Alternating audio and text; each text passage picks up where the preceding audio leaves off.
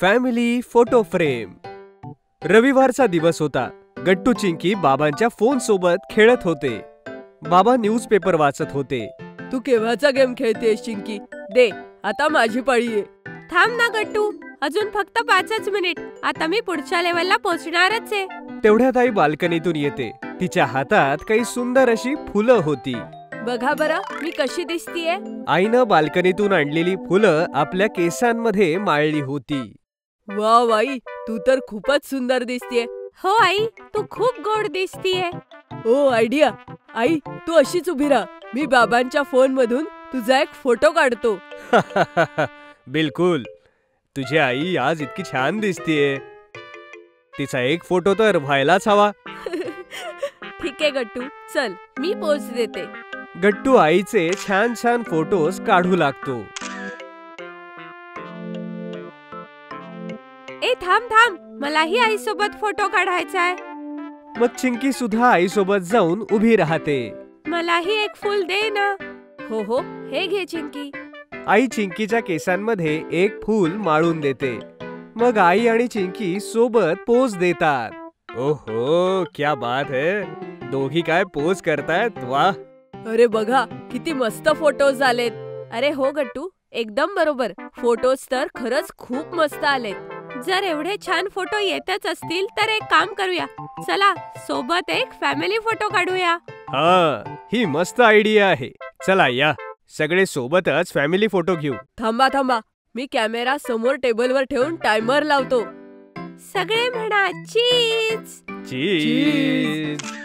बघा ना, किती छान फॅमिली फोटो आलाय. हो, खरंच किती मस्त फोटो आलाय हा. आई, बाबा, गट्टू, माझ्याकडे अजून एक आयडिया आहे. आपण हा फॅमिली फोटोला फ्रेम करायची आणि मग घरातल्या एखाद्या छानशा जागेवर लावून देऊ.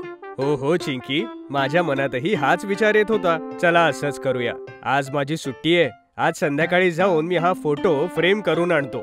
गट्टू चिंकी, तोपर्यंत तुम्ही दोघं हे ठरवा की फ्रेम कुठे लावायची ते. Okay I. मग सगळेजण आपापल्या कामामध्ये लागून जातात. चिंकी, यात काय विचार करायचा? फ्रेम तर हॉल मध्येच मस्त दिसेल. अरे अरे, हे कसं काय बेस्ट आहे?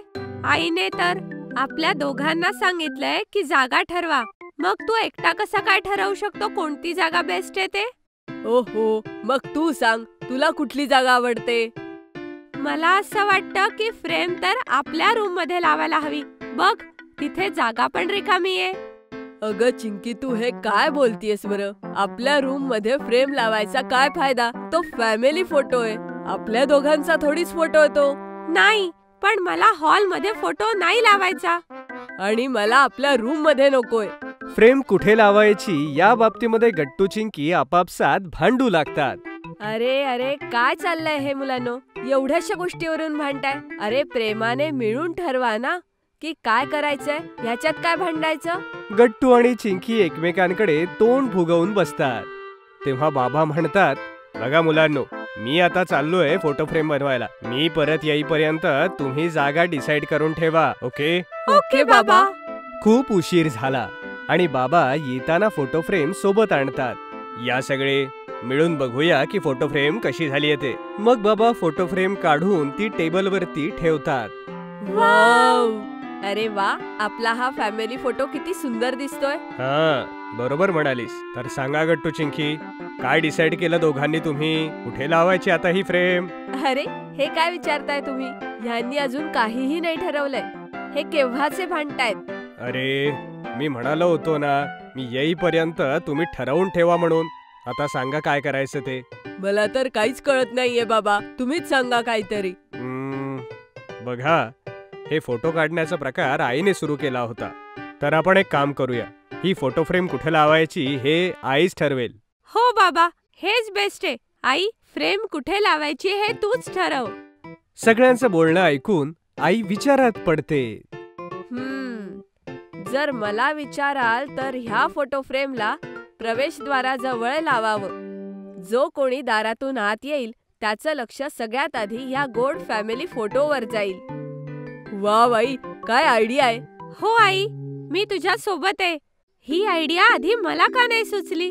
अगं चिंकी, मलाही नाही सुचलं ना. म्हणून तर आई घरची बॉस आहे मुलांनो.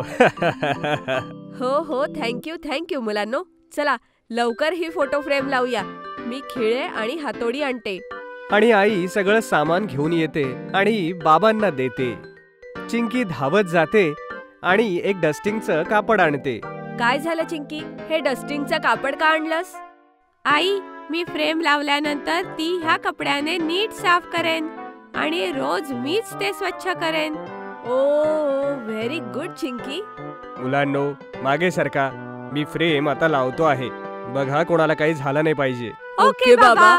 मग बाबा फ्रेम वॉलवर लावून देतात. खरंच ही फ्रेम या जागी खूप छान दिसतेय. हो आई, तुझी आयडिया बेस्ट आहे. मुलांनो, तुमची आईच बेस्ट आहे. मग सगळेजण अगदी खळखळून हसतात. अशा प्रकारे गट्टू चिंकीच्या घरी नवी फोटो फ्रेम लागली जाते. ताजमहाल ट्रिप.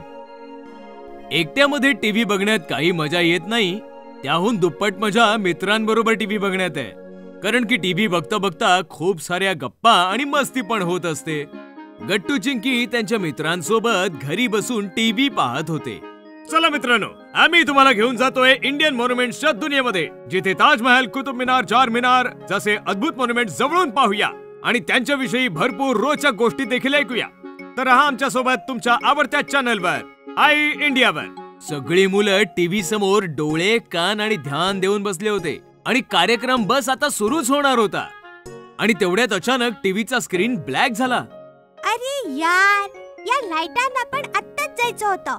अगं नाही तर काय, एवढा चांगला प्रोग्राम सुरू होता. घरी बसल्या बसल्या आपल्याला ताजमहल बघण्याची संधी मिळत होती. या लाईटने ना सगळी वाट लावली. अशा प्रकारे सगळी मुलं नाराज होऊन गप्पा मारू लागली. तेवढ्यात मम्मी आली. काय झालं बाळांनो, काय एवढे नाराज आहात? मम्मी, टीव्हीवर ना एक छान कार्यक्रम सुरू होता. इंडियन मॉन्युमेंट्स दाखवणार होते. प्रोग्राम सुरू पण नाही झाला आणि लाईट गेली ग. अरे मग यात एवढं काळजी करण्यासारखं काय आहे? संध्याकाळी पप्पा घरी आल्यावर मम्मी म्हणाली, मला वाटतं आपण गट्टू चिंकीला घेऊन ताजमहालची एक ट्रिप प्लॅन केली पाहिजे.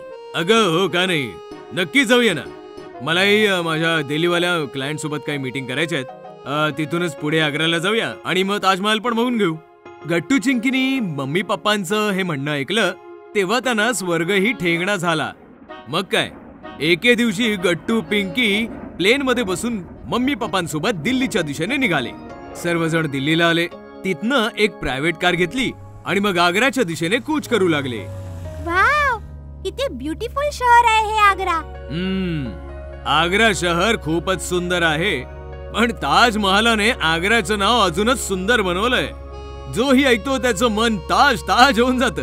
ओहो, शायरी. पप्पा, ताजमहलला जगातल्या 7 आश्चर्यांपैकी एक का मानलं जातं? आता मी काही सांगणार नाही, तुम्ही स्वतःच्या डोळ्यांनी पाहून घ्या. आणि मग जसे गट्टू चिंकी ताजमहालच्या समोर उभे राहिले, त्यांचे तर डोळेच विस्फारले. Oh wonderful, beautiful, so so so nice. ताजमहालची ब्युटी आणि शायनिंग बघून मी तर अगदी ब्लँक झाले. गट्टू चिंकी पाहत होते जगातील 7 आश्चर्यांपैकी एक आश्चर्य. यमुना नदीच्या किनाऱ्यावर हिरव्यागार आणि संपन्न जागेवर उभा 4 सुंदर मिनारांमध्ये कैद संगमरवराचा अनोखा तुकडा ताजमहाल. बेटा, ताजमहाल एक अशी वास्तू आहे जिला जगभरातून लोक बघण्याचं स्वप्न उराशी बाळगून येतात. आपल्या देशाचा अभिमान आहे ताजमहाल. मग मम्मी पप्पांनी एक गाईड हायर केला आणि गाईडच्या सोबतच गट्टू चिंकी देखील ताजमहालातील एक एक गोष्ट, एक एक अदा अगदी बारकाईने पाहू लागले. ताजमहाल शहाजहान नावाच्या एका शासकाने त्याची पत्नी मुमताज हिच्या आठवणीत बनवला होता. मुमताज देवाघरी गेली तेव्हा शहाजहानला खूप दुःख झालं. दुःखातनं बाहेर येण्यासाठी या वास्तूचं निर्माण केलं. आतमध्ये त्याने त्याच्या पत्नीची कबरही बनवली. जेव्हा जेव्हा शहाजहान ताजमहलला बघायचा तेव्हा त्याला असं वाटायचं की मुमताज तिकडे आहे. अशा प्रकारे गाईड ताजमहालचा कोनान कोपरा आणि त्याची माहिती देखील सांगत चालला होता. आता नीट बघितलं ना तर ताजमहाल हिंदुस्थानी, इस्लामिक आणि पारशी कलेचा एक अनोखा संगम आहे. कारागिरांनी त्यांच्या कारिगिरीचं एक अनोखं आणि खूप छान प्रदर्शन केलंय. प्रत्येक भिंत, प्रत्येक कोना आणि संगमरवरावर छापलेली प्रत्येक नक्षी फारच युनिक आहे. गट्टू चिंकी, ताजमहालासाठी जो संगमरवर आणला गेला तो आपल्या राजस्थान राज्यातील मकरानामधनं आहे. तिथला संगमरवर दगड नाही, हिरा आहे. आणि त्याच हिऱ्यापैकी एक अनोखी चमक मिळाली आहे, ताजमहल. गट्टू चिंकी तर पहिल्यांदाच ताजमहल पाहत होते. जसे ते आतमध्ये ताजमहालात आले, आतील ब्युटी आणि थंडाव्याने त्यांचं मन मोहून गेलं. गरम किती होतंय, पण तरीही किती थंड वाटते इथे. हो, एसीची काही गरजच नाहीये इकडे तर. खरोखरच मानावं लागेल त्या जमान्याच्या कारागिरांना आणि त्यांच्या दृष्टिकोनाला. मग पप्पा मम्मींसोबत गट्टू चिंकीने राणी मुमताज आणि त्याच्यासोबतच शहाजहानची कबर म्हणजे मुख्य स्मारक पाहिलं.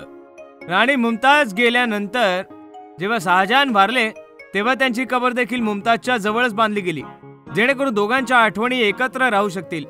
अशा प्रकारे गट्टू चिंकीने अख्खा ताजमहाल फिरून पाहिला. त्यानंतर यमुना नदीच्या किनारी येऊन त्याने नदीच्या पाण्यामध्ये ताजमहालाच्या अप्रतिम प्रतिबिंबाला पाहिलं.